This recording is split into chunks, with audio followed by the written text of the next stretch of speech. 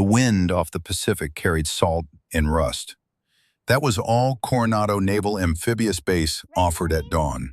Clean air, old steel, and the kind of silence that only came when men stopped pretending they didn't need to heal. The five-man SEAL team had been rotating through for 14 days. No deployments, no operations, just the rhythm. Wake, drill, recover, drill again. Nobody spoke about why they were there. Nobody needed to. Master Chief Jackson Dalton moved first. Always. If he didn't speak, they moved. If he spoke, they moved faster. He was 41, broad through the shoulders, with a kind of face that looked carved rather than born. Gray threaded through his beard now, earned in places that didn't appear on any map. He stood near the equipment annex, eyes scanning the perimeter like threats could materialize from morning fog. Behind him, Petty Officer First Class Wyatt Merrick stripped off his tactical vest. 34, lean, precise, a sniper's build. He'd been adjusting the retention on his plate carrier when the heat got to him. He peeled back the Velcro, pulled the vest over his head, then reached down to tighten the compression wrap on his left forearm. Old injury. Shrapnel from Kandahar years back. Still ached when the weather shifted. As he rolled his sleeve down, something caught the light. A tattoo. Small, circular, split clean down the center by a single vertical slash. Simple. Deliberate. The kind of ink you didn't get drunk on Liberty. The kind that meant something. Petty Officer Second Class Cole Bridger noticed it first.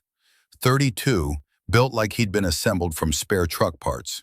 He glanced at the mark, then at Merrick, then away. "You don't usually show that," he muttered. Merrick paused, looked down at his own arm like he'd forgotten it was there. "Didn't mean to." "Hard to forget," said Petty Officer Second Class Finn Lockwood. 30, medic. The kind of calm that came from watching men bleed out and choosing not to panic.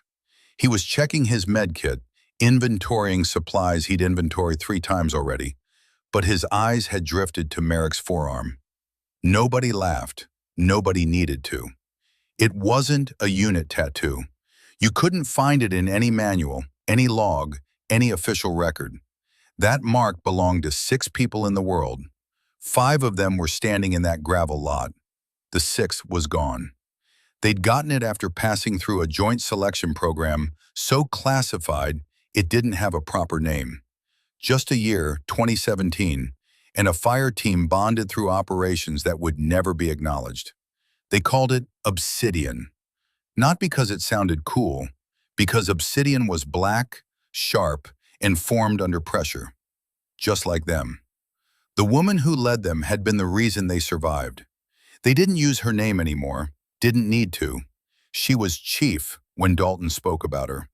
Ma'am, if Merrick had to reference a memory. Ghost, if they'd been drinking, which they didn't do often. She'd stayed behind on a denied territory insertion in Syria. Bad intel, no exfil option. She'd bought them time, rerouted their extraction, and then she was gone. No body, no beacon, no return. Just a 2-line report that came back redacted and final. KIA, presumed unrecoverable. Dalton didn't speak about that mission. Not in debrief, not in the years since. None of them did. When they got reassigned months later, the bond had already set. Unspoken, but permanent.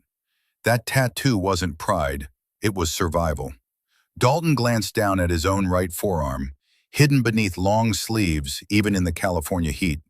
Same spot, same mark. "Still have it?" Merrick asked quietly. "Always," Dalton said. He scanned the horizon. The perimeter was quiet. MPs rotating at the gate. No unusual movement, nothing that didn't belong. And then, out of the shimmer near the service road, just beyond the annex fencing, a figure appeared. Small, steady, a girl, maybe 10 years old, wearing a navy blue windbreaker zipped too high for the weather. Hair tied back unevenly, like she'd done it herself in a bathroom mirror. Shoes scuffed nearly white at the toes. No base pass clipped to her jacket. No adult escort. No panic in her stride. Just walking, straight toward them. Dalton didn't move. He said one thing, voice low and level. Quiet. The others turned. Merrick straightened. Bridger's hand drifted toward his sidearm, then stopped. Finn Lockwood took 2 steps forward, then halted. Petty Officer 3rd Class Nash Rafferty, 27, the youngest, the tech specialist, pulled his eyes away from his tablet and stared. The girl kept walking, alone, deliberate, eyes locked forward. She crossed the open ground like she belonged there. Her shoes slapped the gravel with a dull rhythm. Too quiet for running, too even for wandering. She didn't glance at the fences, didn't look at the MPs by the gate. She walked like she knew exactly where she was supposed to be. Bridger blinked first. We've got a kid." "Where the hell did she come from?" Merrick said. "Eyes on," Dalton murmured. "Nobody moves." She came closer, 10 yards out now, then 8. Her ponytail swung slightly with each step. Dark hair, rough-cut bangs, the kind of scrapes on her knees that came from bus stations and long walks. She looked at none of them, until she did. Her eyes went straight to Merrick's forearm, right where his sleeve was still pushed halfway up. He hadn't rolled it back down. The tattoo was visible, a circle swept by a clean, vertical line. The girl stopped 3 feet away. She pointed, right at it. Then she said calmly, with no hesitation at all, "My mom had that same tattoo." Everything stopped. The wind, the distant hum of a generator, the faint chatter from the gate checkpoint. It all fell away. No one reached for a weapon. No one called for security. But 5 SEALs, hardened, twice bonded through fire and silence, went dead still. Because that mark wasn't supposed to exist anywhere else. Not in public, not in ink shops, not in any place a child should have ever seen it. Merrick exhaled slowly through his nose. Bridger looked like he'd forgotten how to stand. Lockwood's jaw tightened. Rafferty's fingers stopped moving on his tablet screen. Dalton's hand dropped casually, instinctively, covering the spot on his own arm where the same mark lived beneath fabric. Too late. The girl stepped 1 pace closer. Then she dug into her jacket pocket and pulled out something weather-worn. A photo. Edges curled, creases smoothed over 100 times, like it had been unfolded and refolded in moments of doubt. She held it up. The picture was faded, overexposed in the top corner. A woman crouching beside a toddler. Ball cap, windbreaker, shadow covering part of her face. But on her right forearm, half visible as her sleeve rode up, was the mark. Not similar, not close, the exact same mark. "See?" the girl said softly. No drama, no smile, like she'd been waiting to say it for a long time. Merrick's voice came out tight, controlled. "What's your mom's name?" The girl didn't blink. "You already know it." She paused, then added even quieter. "But you're not supposed to say it first." Dalton stepped forward, not fast, not aggressive, just present. He crouched low, angling his body so he wasn't directly in front of her. Operator posture, not interrogating, listening. "What's your name?" he asked. "Harper." She said it like someone used to answering questions carefully. "Harper," Dalton repeated. His voice was steady, calm. The kind of calm that made people trust him even when they shouldn't. "You said your mom has the same tattoo. How do you know what it looks like?" Harper didn't look at him. Her gaze stayed on the fence, the gate, the open road beyond. Then softly, "She told me what it meant." Merrick stepped closer, boots crunching gravel. "Your mom told you what that mark is?" Harper nodded. "She said it's a promise, that if I ever got scared and saw that tattoo on someone else, I'd be safe." Bridger exchanged a look with Dalton, the kind of look that said, this just became a problem. "When did she tell you that?" Dalton asked. Harper's reply was flat, matter of fact. "When they came to the house." The air changed, subtle, but immediate. Dalton's tone dropped half an octave. "Who came to the house?" "2 men. They didn't say their names. Her voice stayed steady, like she'd repeated the story before, practiced it. They knocked on the door, asked if my mom was someone else, a name I didn't know. They said she was needed again, that it was important. What did she say? Lockwood asked. She said, no. What happened next? They waited outside for a long time.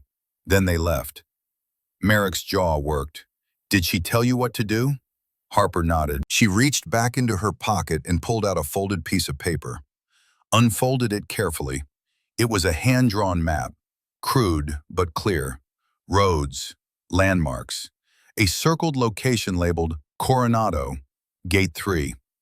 She gave me this, Harper said, and a picture. She said if they ever came back and she wasn't there, I should find the ones who know the mark. Bridger's voice was rough, quiet.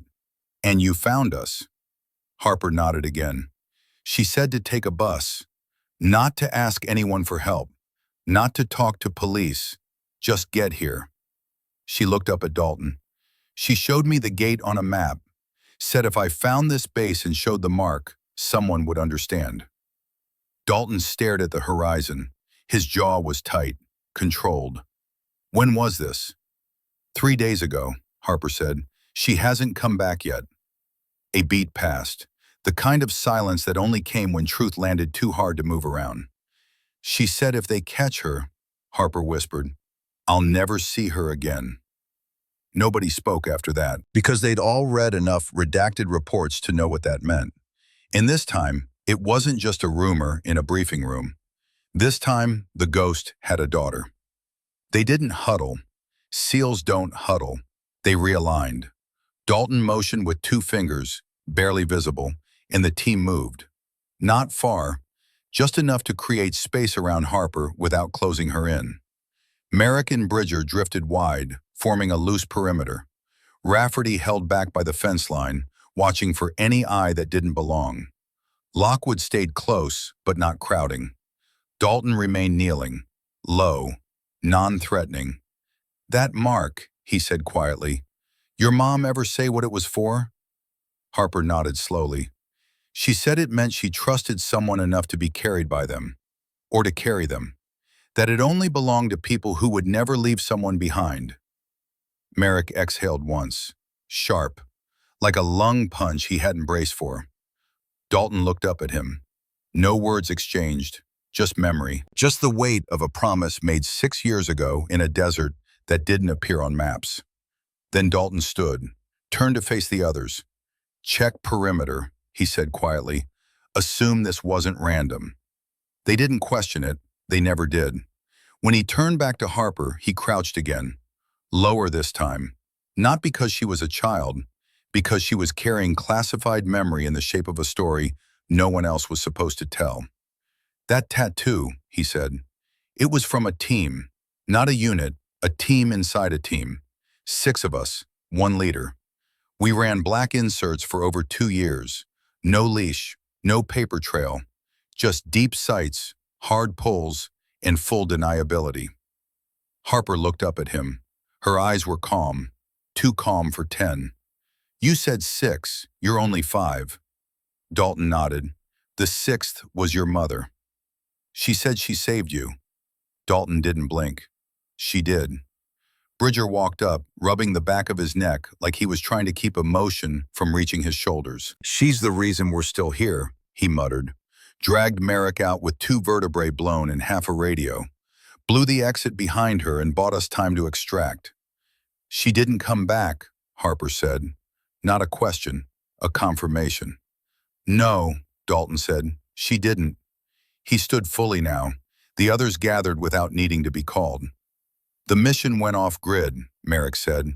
His voice was flat, professional, but there was an edge underneath. Intel failed. Comms broke. Command gave us 4 minutes to make a call.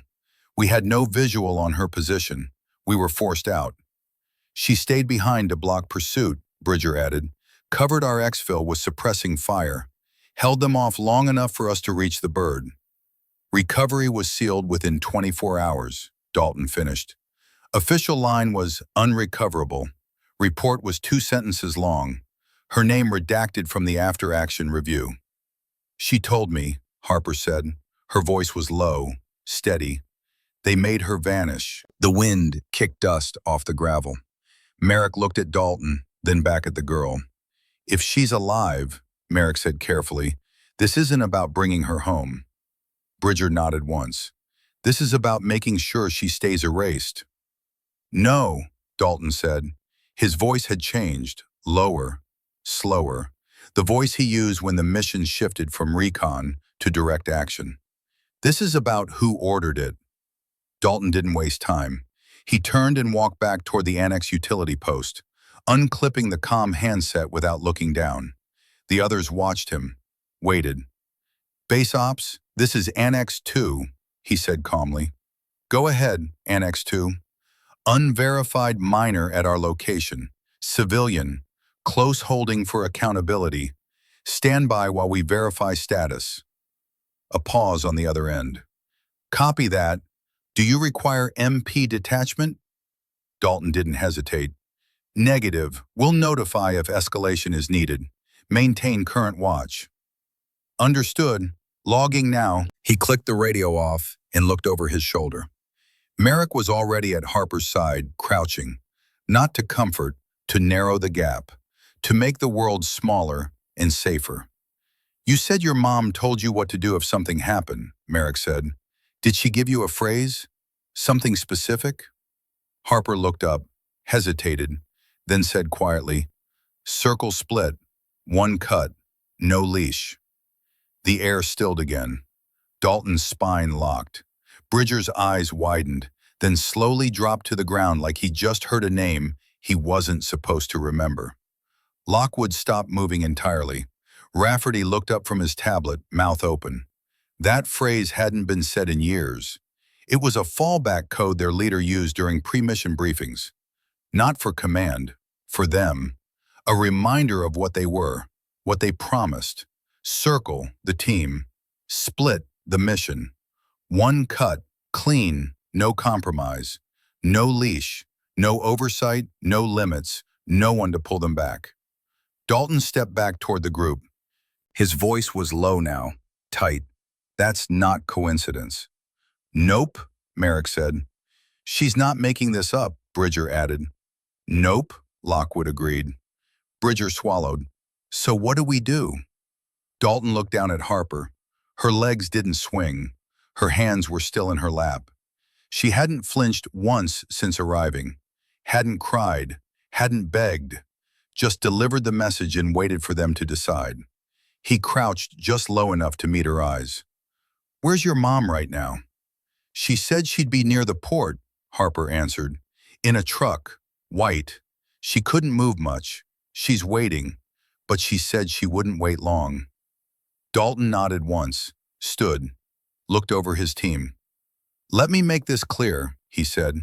If she's alive and continuity is moving again, this isn't about loyalty. This is about cleaning up something that should have never been buried. Merrick shifted his stance. We're stepping outside the lines.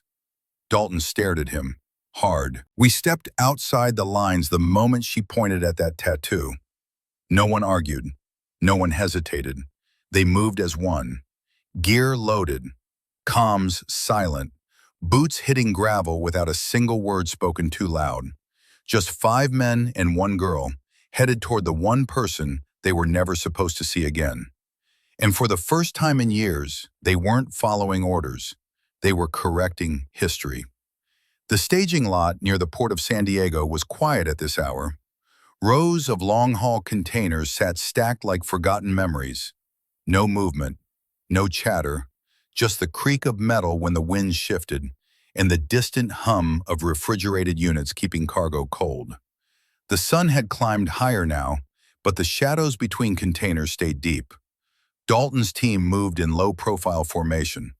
Civilian layers over their gear.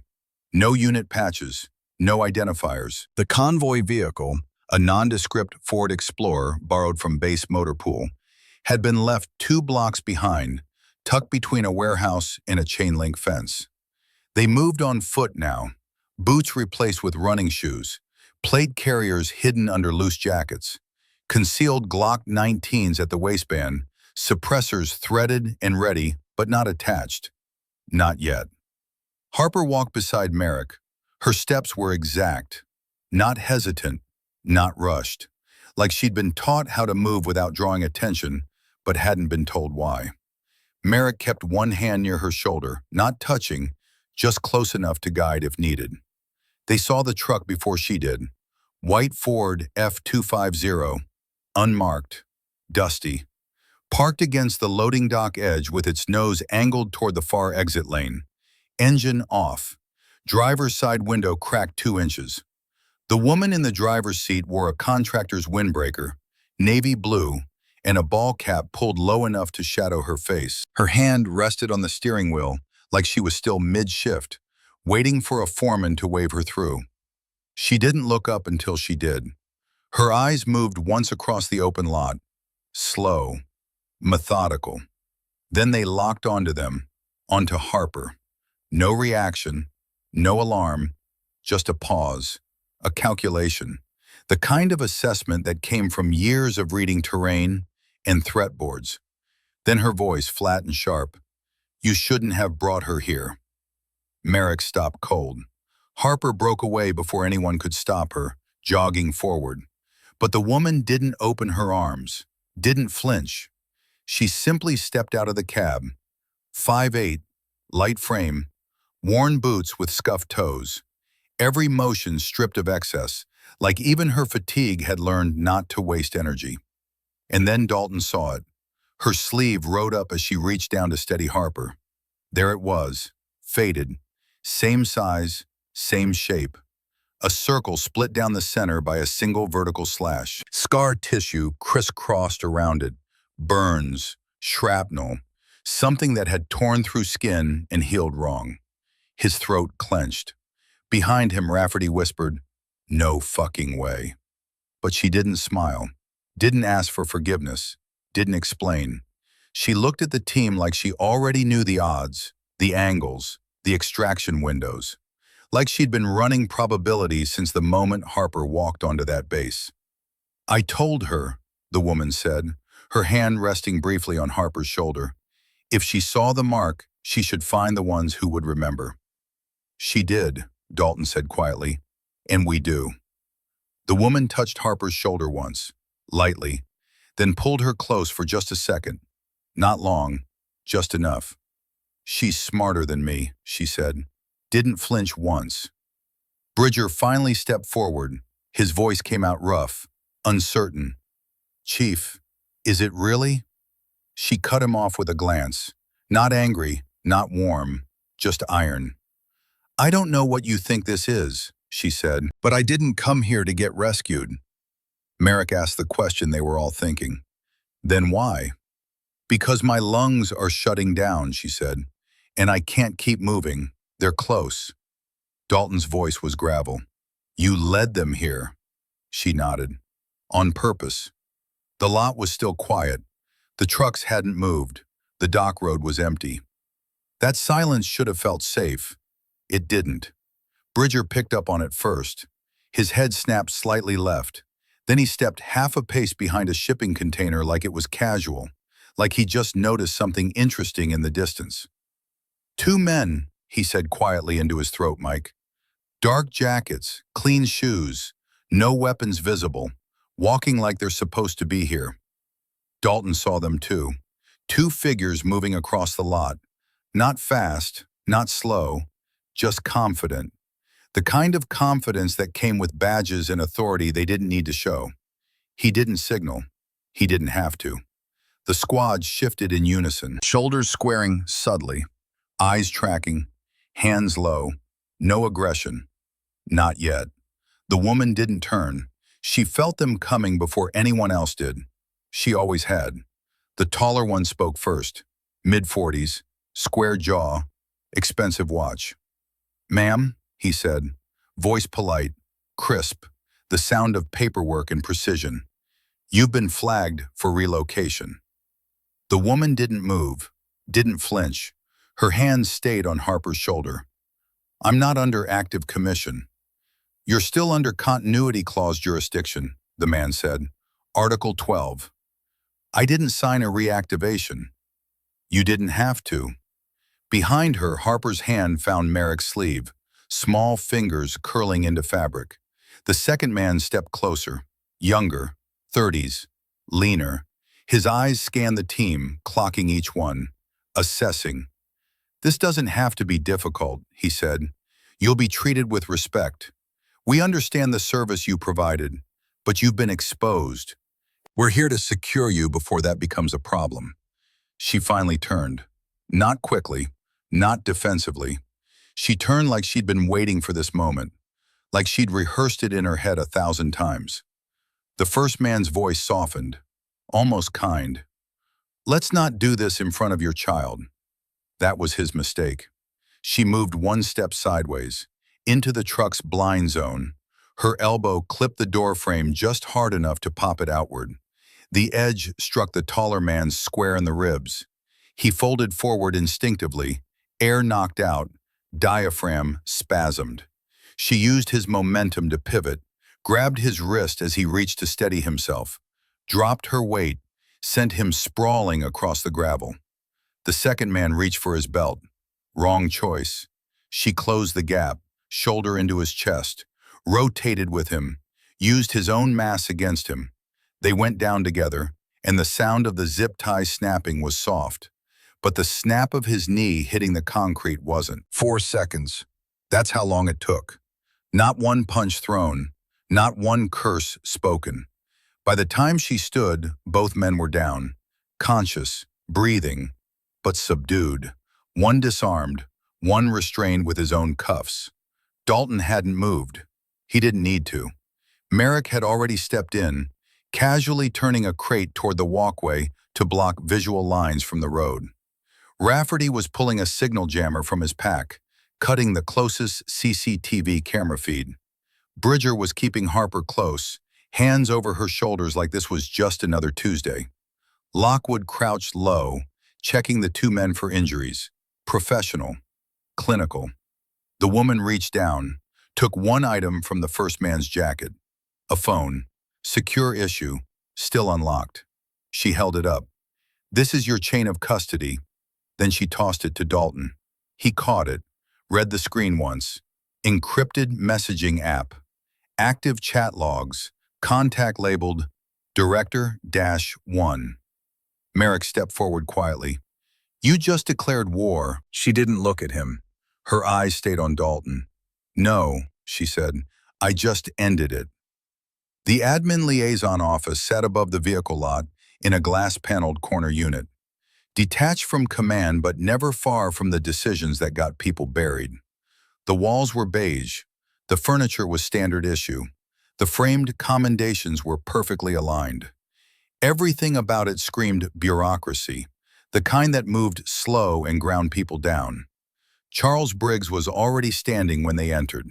Civilian, mid-50s, crisp shirt with rolled sleeves, clearance badge clipped to his belt, too fresh to be earned the hard way. He didn't ask who they were. He saw the woman first and paused. Then he smiled like that would fix it. Operator Strand. She raised one finger. Briggs stopped talking. Dalton closed the door behind them. The sound of the latch clicking was louder than it should have been.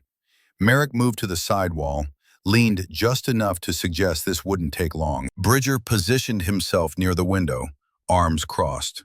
Lockwood stood by the door. Rafferty stayed in the hallway with Harper, keeping her out of sight but close enough. The woman placed the secured phone on Briggs's desk. Still unlocked. Still live. Message notifications pulsing at the top of the screen. This is your retrieval chain, she said. Briggs didn't touch it. His eyes flicked to Dalton. Chief, I assume you're aware this is highly irregular.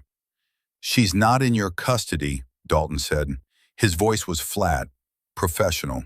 She's not under recall, and we have proof your retrieval team bypassed legal command protocol using a flag dodge assignment. Briggs tried again, hands up, placating. She's under internal review by continuity. I don't make those decisions. Merrick finally spoke, calmly, deliberately. She is not property. She is not inventory. She is a former active operator with a dependent minor, a medical condition flagged in prior deployment records, and an internal mark that binds her to a fire team protected under compartmental exception. Briggs's smile started to die. She went ghost because she was ordered to, Merrick continued. Now she's being hunted because she didn't stay dead long enough to match the paperwork. The woman said nothing. She just placed one more thing on the desk. A laminated card, black border, old damage along one edge, like it had been carried in a boot or tucked into body armor for years. One word embossed on the surface in silver: obsidian. Briggs swallowed. Bridger looked at Merrick. What's obsidian? Legacy project class, Merrick murmured. Buried, deniable. Operators can't be reactivated without reactivating the entire unit. Dalton stepped closer. His shadow fell across the desk. You try to bring her in, you bring us all in. That's the rule. Briggs's hands went still. His voice came small, tight. I'm not trying to bring anyone in. I'm trying to keep this office from being dragged into something I was never briefed on. Then close it, the woman said. Briggs looked down at the phone, then at the card, then at her. His jaw worked. Finally, this file was never supposed to reopen. She leaned forward, just slightly, no smile. Then close it properly, and make sure my daughter never has to run again. The silence stretched.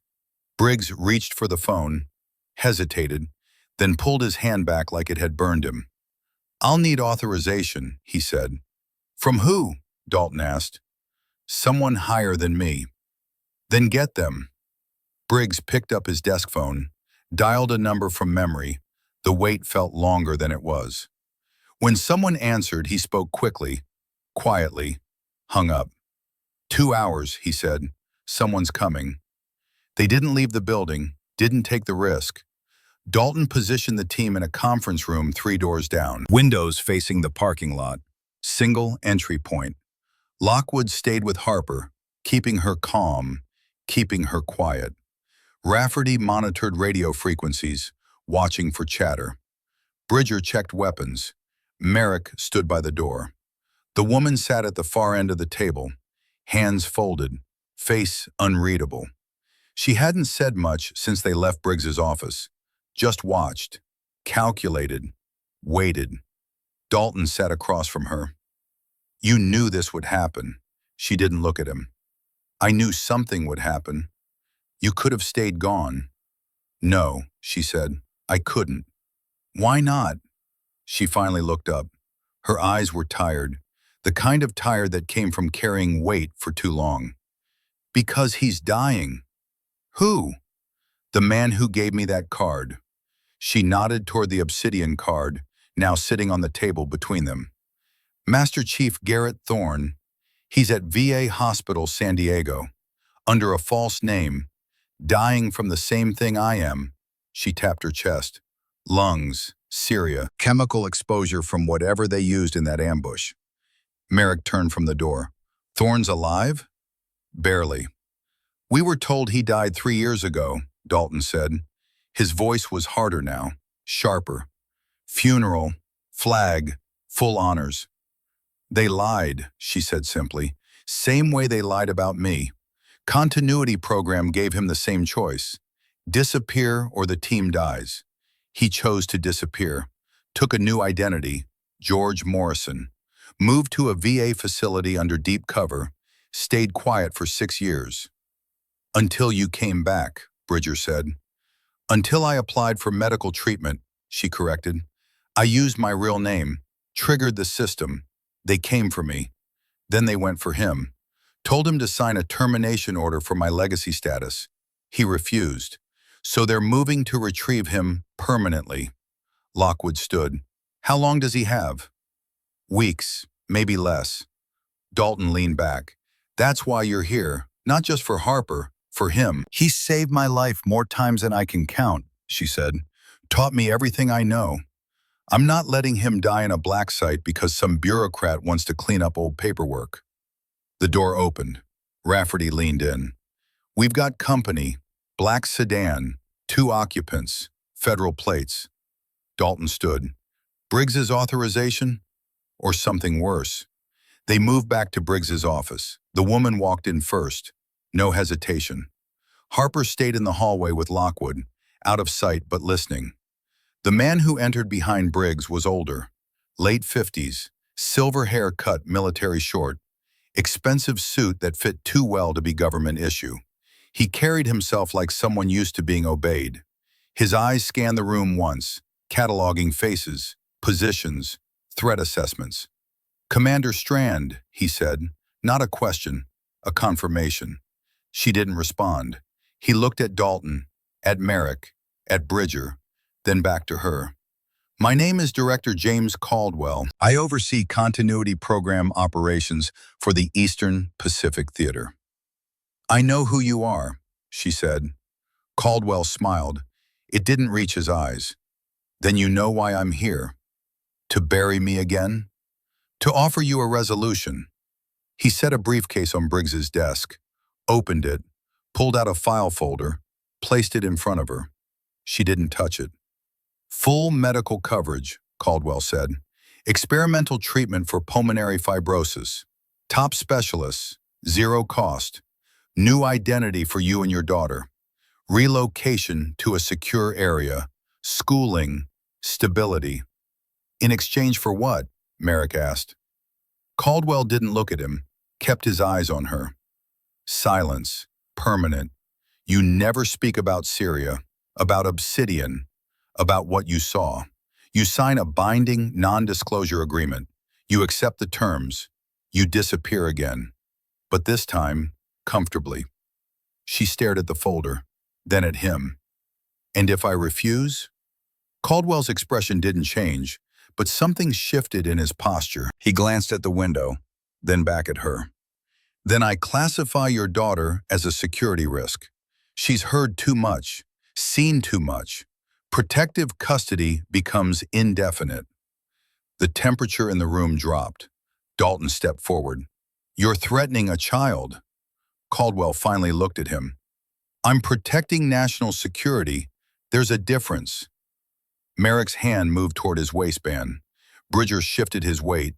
Lockwood appeared in the doorway, eyes hard. Caldwell raised one hand, calm. "Let's not escalate.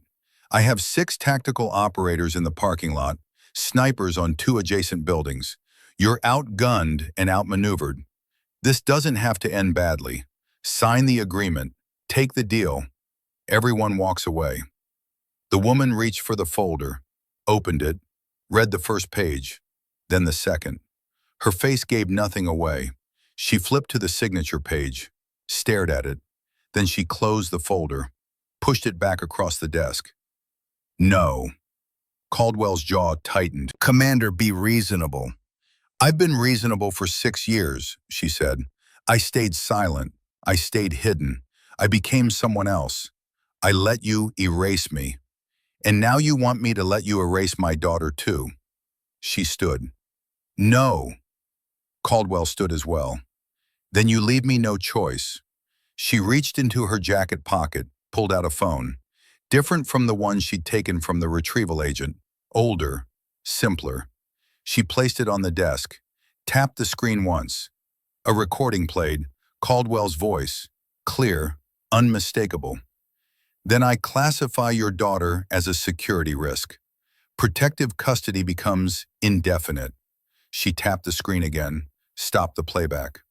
"That recording," she said, "is currently uploading to a secure server, time-stamped, encrypted, with instructions to forward to congressional oversight if I don't check in every 12 hours. Caldwell's face went pale. "You threaten my daughter again," she said, "and every member of the Armed Services Committee will hear you do it." Caldwell stared at her, then at the phone. His hand moved toward it. She pulled it back. "You're bluffing," he said. "Am I?" The room was silent. Caldwell's eyes flicked to Briggs, then to Dalton, then back to her. "You're making a mistake," Caldwell said quietly. "No," she said. "I'm correcting one." He turned toward the door, stopped, looked back. This isn't over. Yes, said a new voice from the hallway. It is. Everyone turned. The woman standing in the doorway was in her early 60s. Gray hair pulled back, sharp eyes. She wore a dark blazer with an American flag pin on the lapel. Behind her stood two Capitol police officers in full uniform. Senator Patricia Harmon, she said, Armed Services Committee. I've been briefed on this situation by my office. Director Caldwell, you're relieved of authority pending investigation. Caldwell's face went rigid. Senator, this is a classified operation. Not anymore. She held up a tablet. I've just received a file transfer. Obsidian Program Documentation. Syria Mission After Action Reports. Evidence of illegal detention and identity erasure. All authenticated. She looked at the woman. Commander Strand, you and your team are under congressional protection as of this moment. Caldwell took a step forward. You don't have the authority. I chair Armed Services, Harmon said coldly. I have exactly the authority. Your program is under full review. Your personnel are being recalled, and you're going to answer a lot of questions. She nodded to the Capitol police officers. Escort the director out. Make sure he doesn't make any calls. Caldwell stared at her, then at the woman. His expression was pure venom, but he didn't resist. He let the officers guide him toward the door. As he passed, he leaned close to her. This isn't finished, he whispered. She didn't flinch. Yes, it is. When he was gone, Senator Harmon turned to the team. Where's the child? Harper stepped out from behind Lockwood, calm, quiet. Harmon crouched down to her level. You're very brave, you know that? Harper nodded once. You're safe now, Harmon said. I promise. She stood, looked at Dalton. Master Chief, I need you and your team to accompany Commander Strand to a secure location. Full protection detail until this is resolved. Understood? Yes, ma'am, Dalton said. Harmon turned to the woman. There's someone who wants to see you. He's been waiting a long time. The VA Hospital San Diego was a sprawling complex of beige buildings in manicured lawns. They entered through a side entrance, escorted by two congressional security officers. No fanfare, no attention. Just a quiet walk through sterile hallways that smelled like disinfectant and old coffee. Senator Harmon led them to the third floor, stopped outside a room marked 314. She knocked once, opened the door. The man inside was in a wheelchair, oxygen tank beside him, nasal cannula feeding him air. He was thin, gaunt, the kind of thin that came from months of not being able to eat properly. But his eyes were sharp, alert, and when he saw her, they softened. Ghost, he said. His voice was rough, barely above a whisper. She crossed the room in 3 steps, dropped to one knee beside the wheelchair. Chief. Master Chief Garrett Thorne was 67. He looked 80, gray beard, hollow cheeks, hands trembling slightly from medication or exhaustion, or both. But when he reached out and placed one hand on her shoulder, the grip was still strong. You came back, he said. I told you I would. I told you not to. Since when do I follow orders? He smiled. It was brief, fragile. Since never. She looked at the oxygen tank, the IV line, the monitor beeping steadily beside the bed. How long? Weeks, he said. Maybe less. Lung capacity's down to 30%. Fibrosis is spreading. They can't stop it. Why didn't you tell me? Because you would have done exactly this. You're damn right I would have. He looked past her, saw Dalton, saw the team. His eyes moved over each of them, stopped on Merrick. Wyatt, he said. Merrick stepped forward. Master Chief. You still got the mark? Merrick pulled up his sleeve, showed the tattoo. Thorne nodded. Good. He looked at Dalton. Jackson, you're running the team now? Yes, Master Chief. They listen to you? When they feel like it. Thorne's smile returned, faint but real. Sounds about right. His eyes moved to Bridger, to Lockwood, to Rafferty. You all came. We all came, Dalton said. Thorne's gaze returned to the woman, to Commander Mackenzie Strand.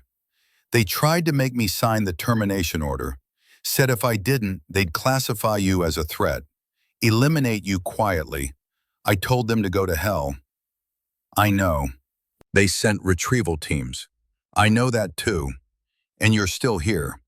So are you. He exhaled slowly. The sound rattled in his chest. I kept the files. Everything from Syria, every report, every photo, every piece of evidence that proved what we saw. He gestured weakly toward a lockbox on the table beside the bed. I sent copies to Senator Harmon 6 years ago. Sealed envelope. Told her to open it if I died or if someone presented the obsidian card. Mackenzie pulled the black card from her pocket, held it up. Thorne nodded. You kept it. You told me to. I didn't think you'd need it. I didn't think you'd still be alive. He laughed. It turned into a cough. She reached for the water cup on the table, held it while he sipped through the straw. When he settled, he looked at Harper, standing quietly near the door. That her? He asked. Yes. She looks like you. She's smarter. That's not hard. Harper stepped forward, slowly. She looked at Thorne with the same calm she'd shown since the beginning. Are you the one who taught my mom? Thorne's eyes brightened. I am. She said you were the best. She lied. She's better. Harper smiled, just a little. She said you'd say that. Thorne looked at Mackenzie. You raised her right. I tried. You succeeded. Senator Harmon stepped into the room. Master Chief, I need you to testify. Armed Services Committee, full hearing. Everything you know about Obsidian, about Syria, about continuity program. Thorne nodded. When? 3 days, can you make it? He looked at the oxygen tank, at the IV, at the monitor. I'll make it. Harmon turned to Mackenzie. You'll testify as well, both of you, on record, full immunity, congressional protection. And after? Mackenzie asked. After, we fix this. Properly. Legacy status reinstated, medical coverage, protection for your daughter, and Director Caldwell answers for what he did. Thorne reached out, took Mackenzie's hand. You ready for this? She squeezed back. Are you? I've been ready for 6 years. Then let's finish it. The hearing room was packed. Senators seated in a semicircle on an elevated platform, flags behind them, cameras recording, stenographers typing. The kind of room where decisions were made that changed lives. Mackenzie sat at the witness table in her dress blues. First time she'd worn the uniform in 6 years. It still fit, ribbons still aligned. Her hair was pulled back, face clean, calm. Beside her, Master Chief Thorne sat in his wheelchair, oxygen tank beside him, wearing his own dress blues. They'd had to tailor them. He'd lost too much weight. Senator Harmon opened the session. This hearing is called to order.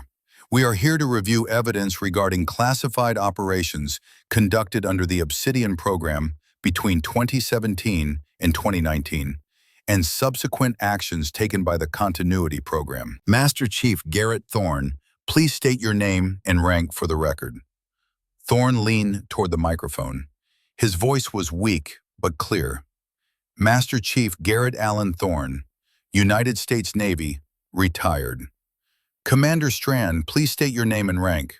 Mackenzie leaned forward. Lieutenant Commander Mackenzie Rose Strand, United States Navy, inactive status. Harmon nodded. Master Chief, please describe the Obsidian program. Thorne took a breath. The oxygen hissed softly. Obsidian was a joint special operations unit created in 2017. 6 members, deep cover assignments, denied territory operations, full deniability. We operated outside normal command structure, reported directly to a classified oversight board. What was your role? I was the commanding officer. And Commander Strand's role? Intelligence officer, sniper specialist, youngest member of the team, 22 years old when she was selected. Murmurs in the room. Harmon raised a hand. Silence returned. Tell us about the Syria mission. November 2019. Thorne's jaw tightened. We were tasked with a hostage rescue. American contractor allegedly held by a local militia group. Intel came through normal channels. Mission parameters were standard. Infiltrate, extract, exfil. What went wrong? Everything. His voice hardened. The intel was fabricated. There was no hostage. It was an ambush. We were set up. By who? By the people who wanted us silenced. Why? Because 3 weeks prior we documented illegal arms transfers, Javelin anti-tank missiles, being loaded onto unmarked trucks by individuals in U.S. contractor uniforms. We photographed it, reported it, were told to stand down. Harmon leaned forward. Who told you to stand down? Command, through our oversight board. Did you stand down? No. We continued surveillance, gathered more evidence, confirmed the transfers were ongoing.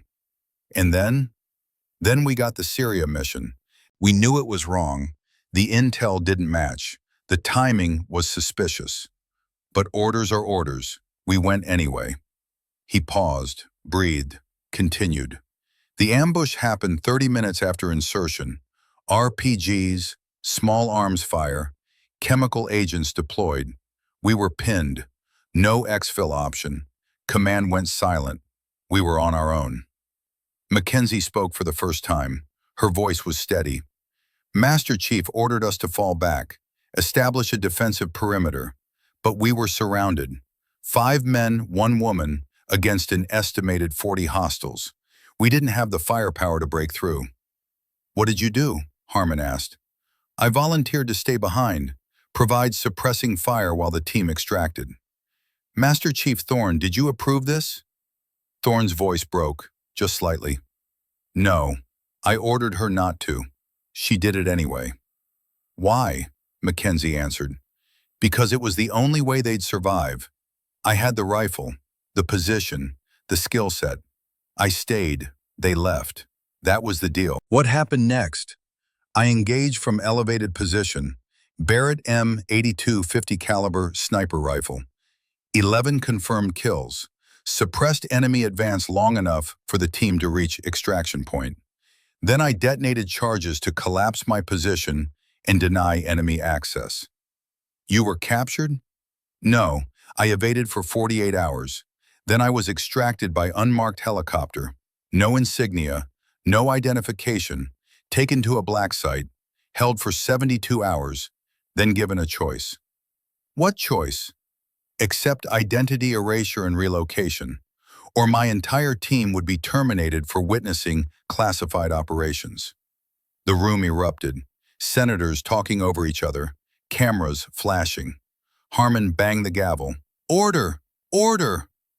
When silence returned, Harmon looked at Caldwell, seated in the audience section under guard. Director Caldwell, do you wish to respond?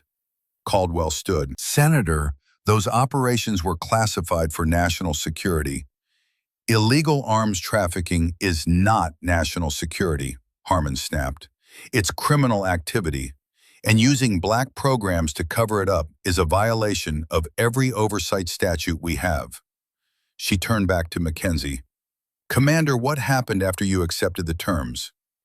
I was given a new identity, Rachel Morrison, relocated to Portland, Oregon, told if I ever surfaced, I'd be eliminated.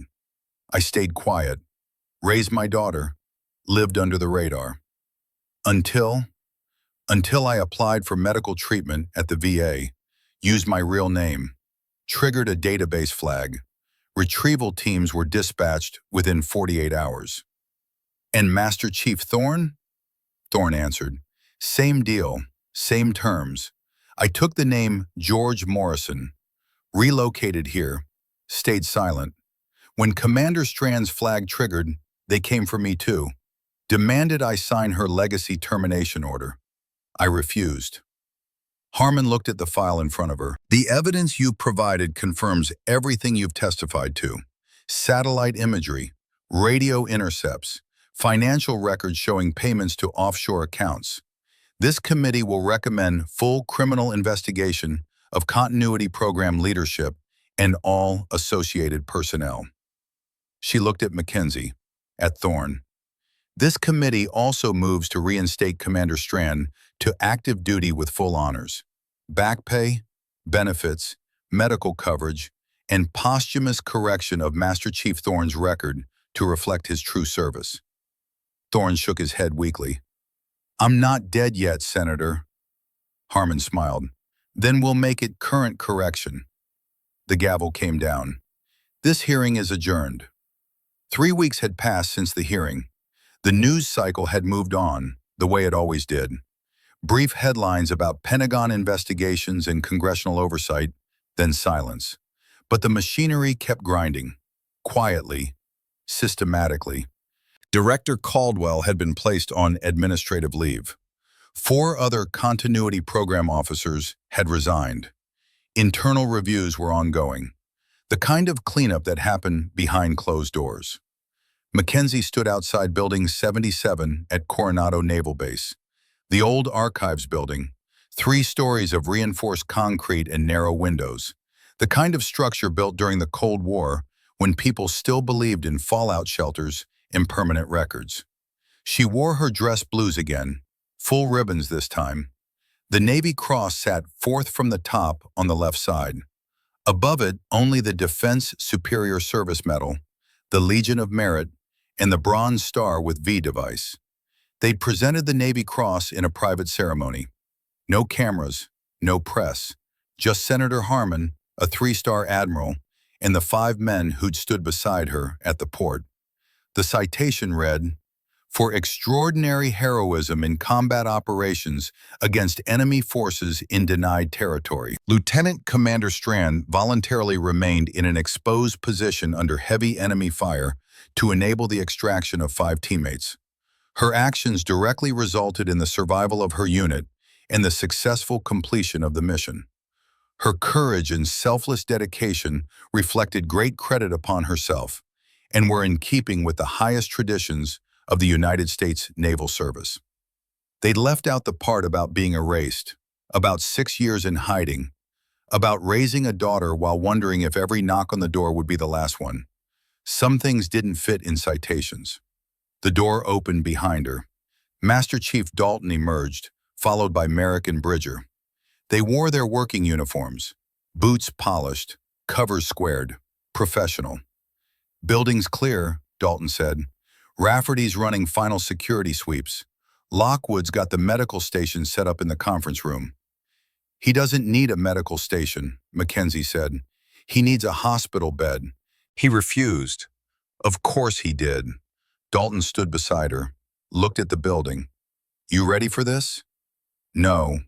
"Good, neither is he." They walked inside together. The interior smelled like old paper and floor wax. Fluorescent lights hummed overhead. Their boots echoed on linoleum floors. They took the stairs to the 2nd floor, down a narrow hallway, past offices that had been empty for years, to a conference room at the far end. Master Chief Garrett Thorne sat in his wheelchair at the head of a long table, oxygen tank beside him, nasal cannula in place, but he'd refused the hospital gown. He wore his dress blues too. The fabric hung loose on his frame, but the ribbons were aligned, 4 rows of them, a career compressed into colored cloth and metal. His Master Chief anchor gleamed on his collar. The trident on his chest caught the light. Harper sat beside him. She wore a simple blue dress, hair pulled back. She'd been quiet since the hearing, processing, watching, learning. Senator Harmon stood near the window with 2 aides. She turned when they entered. "Commander Strand, Master Chief Dalton, thank you for coming." "Ma'am," they replied in unison. Harmon gestured to the table. "Please, sit." They did. The team filled in around the table. Merrick to Mackenzie's left, Bridger to her right, Lockwood and Rafferty across, Dalton at the opposite end from Thorne. A circle, complete. Harmon opened a leather folder. "The Armed Services Committee has completed its preliminary review. Director Caldwell has been formally relieved and will face criminal charges. Continuity program has been dissolved. All active operations suspended. All personnel reassigned pending investigation. She looked at Mackenzie. Your service record has been corrected. Full reinstatement to active duty. Promotion to commander, effective immediately. 6 years back pay will be processed within 30 days. Full medical benefits for you and your dependent. And this, she slid a document across the table. Official stationery. Department of the Navy letterhead. Mackenzie read it once, then again. Obsidian program is being reactivated, Harmon said. Under new oversight. Direct accountability to Armed Services Committee. No more black sites. No more erasures. Legitimate special operations with legitimate authorization. Mackenzie looked up. Who's commanding it? Harmon smiled slightly. You are, if you accept. The room went quiet. Even the oxygen tank seemed to hiss softer. Thorne spoke, his voice barely above a whisper. She should do it. Chief, Mackenzie started. She should do it, he repeated. It's hers. Always was. I just kept it warm. Mackenzie looked at the document, at the signature line, at the weight of what it meant. What about the team? She asked. Your choice, Harmon said. Build it however you want. Recruit who you trust. Run it the way it should have been run from the beginning. Dalton leaned forward. We're in. Mackenzie turned to him. I haven't asked yet. Don't need to ask. We're in. Merrick nodded. What he said. Bridger grunted agreement. Lockwood and Rafferty did the same. You don't know what I'm building, Mackenzie said. Don't care, Dalton replied. You're building it. That's enough. She looked at each of them. At the men who'd found her daughter. Who'd trusted a story from a 10-year-old girl. Who'd walked into a port with no backup and no authorization because a tattoo on a forearm meant something more than ink. Then she looked at Thorne. At the man who'd taught her everything. Who'd given her the card. Who'd refused to sign her death warrant even when they threatened him. Chief, she said quietly. He met her eyes, steady despite the tremor in his hands. Do it right this time. No secrets that matter. No erasures. No sacrifices that don't get honored. He paused, breathed. And take care of them. The way I tried to take care of you. She reached across the table, took his hand. I will. He nodded once, satisfied. Then his eyes shifted to Harper. And her. She's part of this too. She's 10, Mackenzie said. So? You were 22. Age isn't the measure. Heart is. He looked at Harper. You want to be part of something bigger than yourself? Harper didn't hesitate. Yes. Then watch your mother. Learn from her. When you're old enough, decide if this life is what you want. But until then, you remember something. His grip tightened on Mackenzie's hand. Legacy isn't about blood. It's about choosing who you stand with, who you fight for, who you'd stay behind for. His voice cracked, just slightly. Your mother stayed behind for 5 men she'd known for 2 years. That's legacy. That's the mark.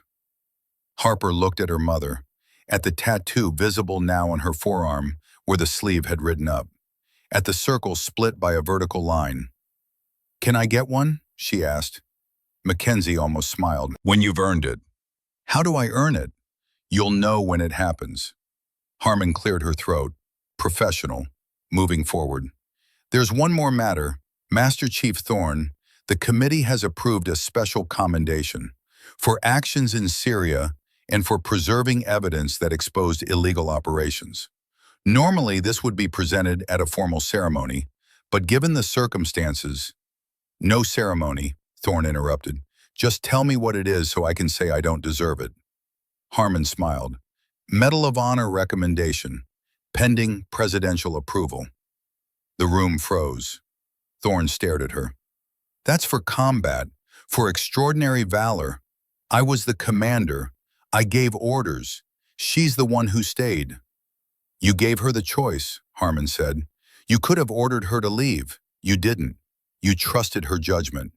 And then you spent 6 years protecting evidence that could have gotten you killed. That's valor. Thorne shook his head. Give it to her. She's already receiving the Navy Cross. Then give me nothing. I don't need medals. I need... He stopped. The oxygen hissed. His breathing labored. Lockwood was up in an instant, checking vitals, adjusting the flow rate. Chief, Mackenzie said. She was standing now, hand on his shoulder. Easy. Just breathe. He waved Lockwood away. I'm fine. Just tired. He looked at Harmon. If you're giving out medals, give them to the ones who are still fighting, not to old men in wheelchairs. You're still fighting, Harmon said quietly. Every breath is a fight. Don't think we don't see that. Thorne's expression softened, just slightly. Then honor the fight by fixing what's broken. Make sure this doesn't happen again. Make sure the next generation doesn't get erased for doing their jobs.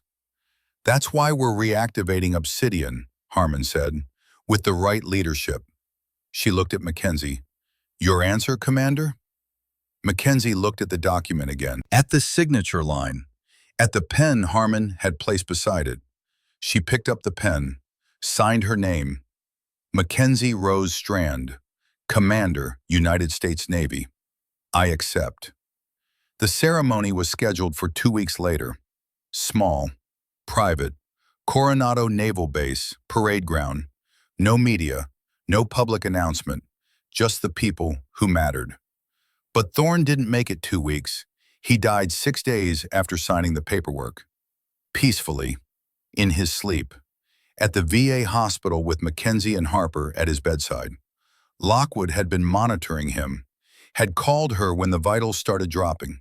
She'd made it in time, held his hand, told him it was okay to let go. His last words were barely audible. Circle split, one cut, no leash. Then he was gone. They buried him at Fort Rosecrans National Cemetery. Military honors, flag-draped casket, 7-man rifle team, a bugler playing taps. The sound echoed across the headstones, across the perfectly aligned rows of white markers, across the history of men and women who'd served and died. Mackenzie accepted the flag, folded into a perfect triangle.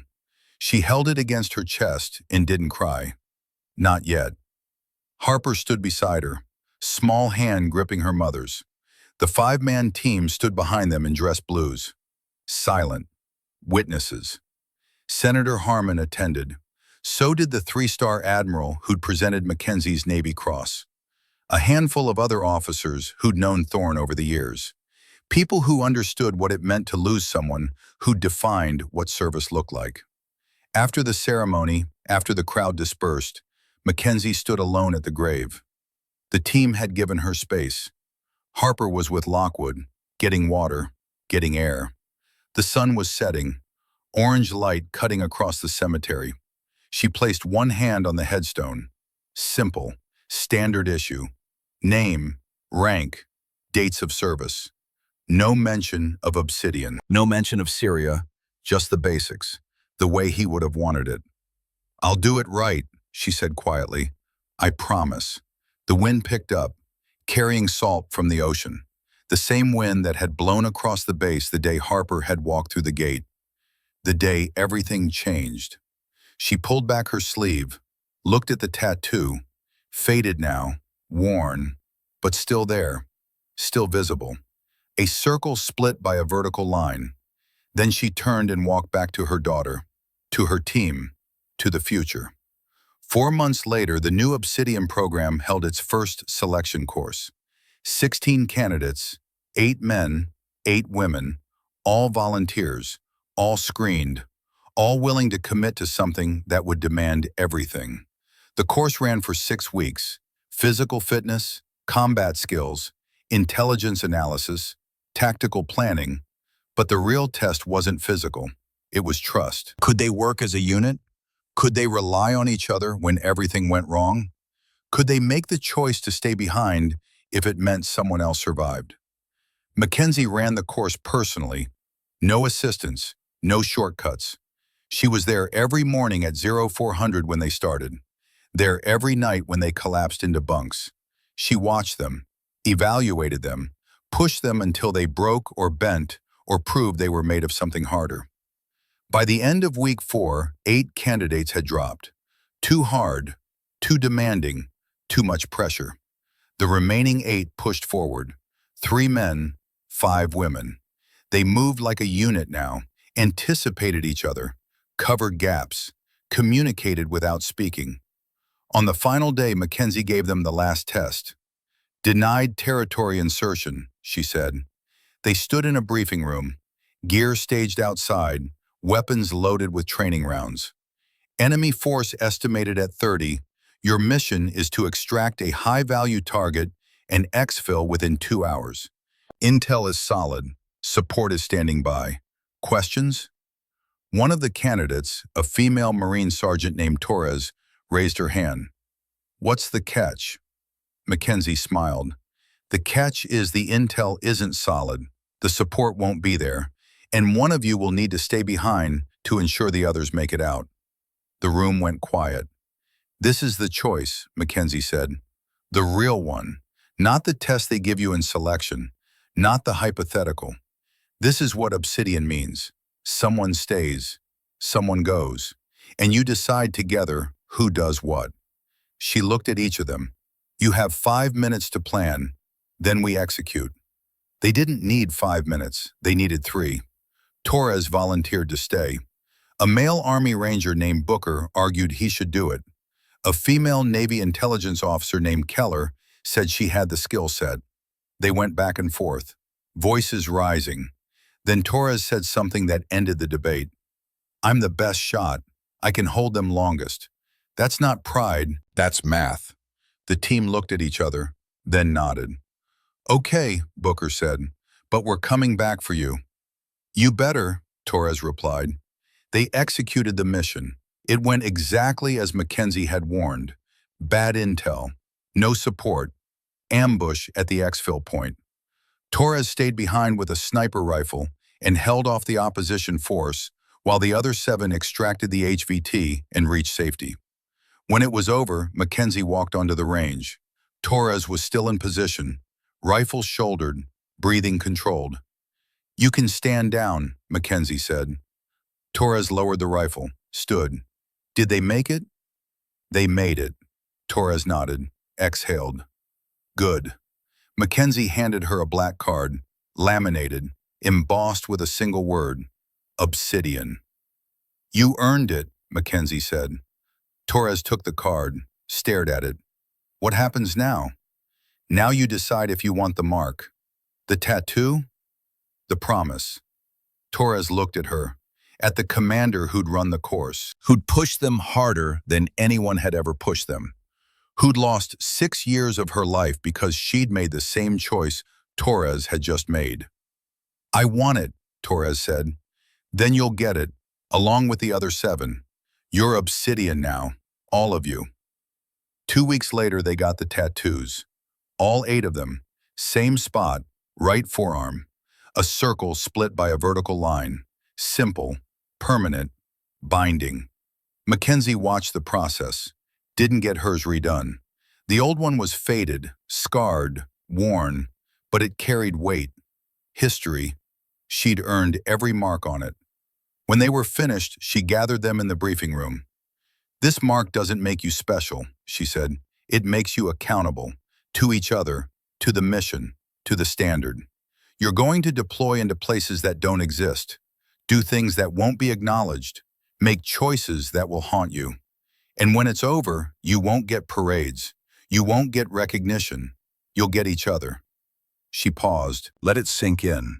Master Chief Thorne created Obsidian because he believed some missions required more than orders. They required trust. The kind of trust that meant you'd carry someone who couldn't walk, or let someone carry you when you couldn't stand. The kind that meant you'd stay behind, knowing you might not come home. That's what this mark means. That's what you signed up for. Torres raised her hand. Commander, what if we fail? What if someone doesn't make it back? Mackenzie's expression didn't change. Then we honor them. We learn from it, and we make sure their sacrifice meant something. She looked at each of them. That's the promise. No one gets erased. No one gets forgotten. No matter what happens, we bring everyone home, even if it's just their name. The room was silent, understanding settling like weight on shoulders. Dismissed, Mackenzie said. They filed out. Torres lingered. Commander, can I ask you something? Go ahead. The man who started Obsidian, Master Chief Thorne, did he ever regret it, knowing what happened to you? Mackenzie thought about the hospital room, about his last words, about the flag she'd folded and placed in a shadow box on her wall. No, she said. He regretted that the system failed, that we got erased, but he never regretted building something worth protecting, and neither do I. Torres nodded. Thank you, ma'am.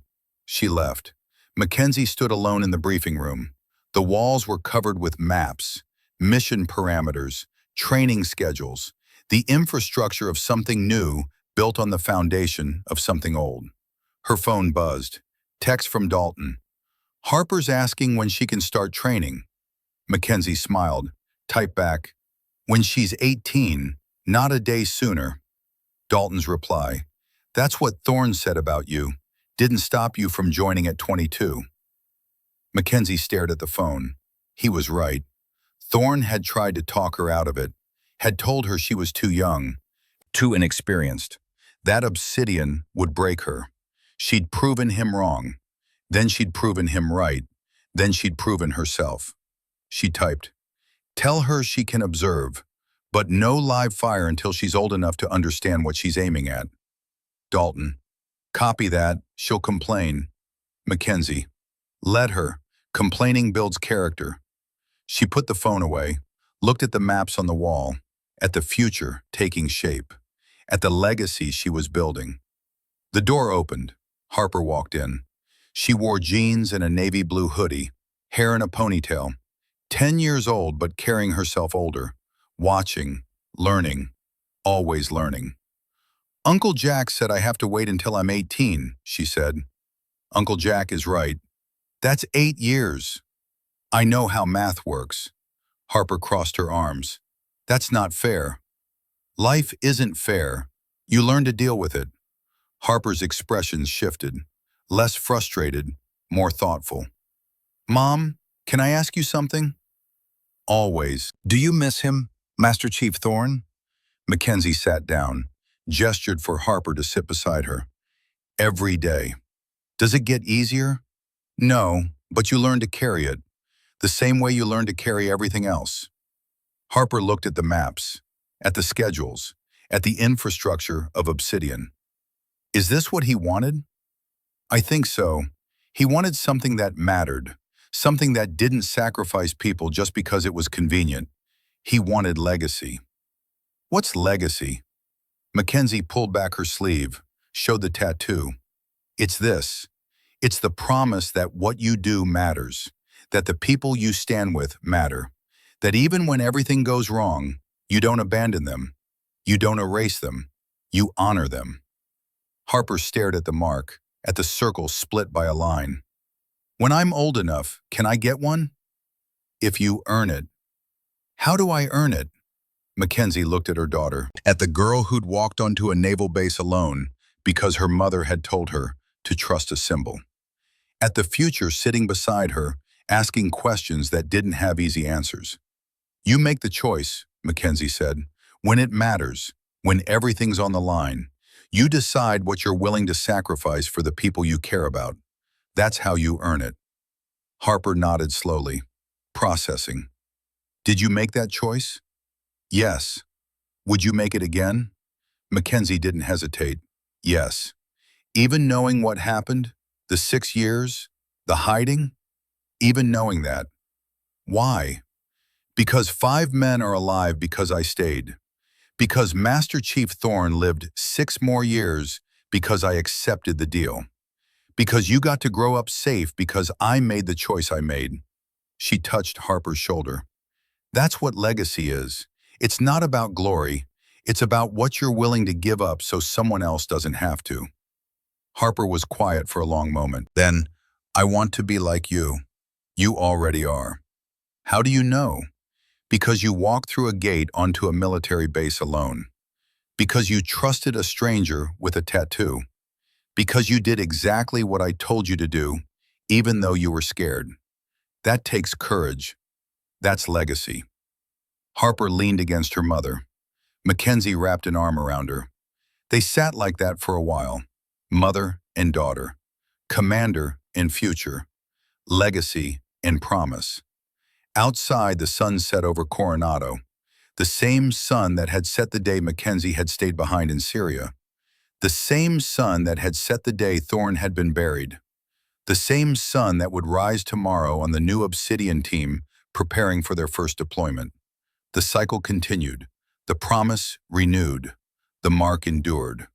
6 months later, Mackenzie stood on the same parade ground where they'd buried Thorne. Different occasion, different purpose. The new Obsidian team stood in formation.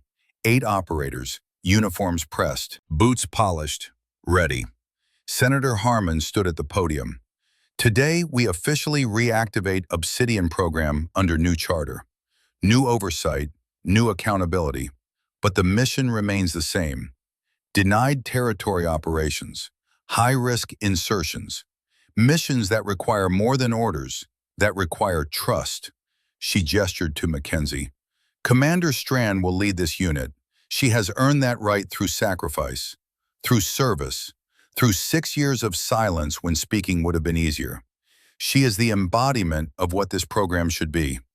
And I have no doubt she will build something that honors those who came before. Applause. Brief, professional. Harmon continued. The mark you bear is not decoration, it is accountability. You have volunteered for something that will demand everything, that will test you beyond anything you've experienced. But you will not face it alone. You will face it as a team, as Obsidian. She stepped back. Mackenzie stepped forward. Master Chief Thorne told me once that legacy isn't what you inherit, she said. It's what you earn. Every person standing in this formation has earned their place. You've proven you can be trusted, that you can make the hard choice, that you understand what this mark means. She looked at Torres, at Booker, at Keller, at the other 5 operators whose names would never appear in press releases or award citations. You're going to deploy next week, Mackenzie said. Classified location, classified mission, classified objective.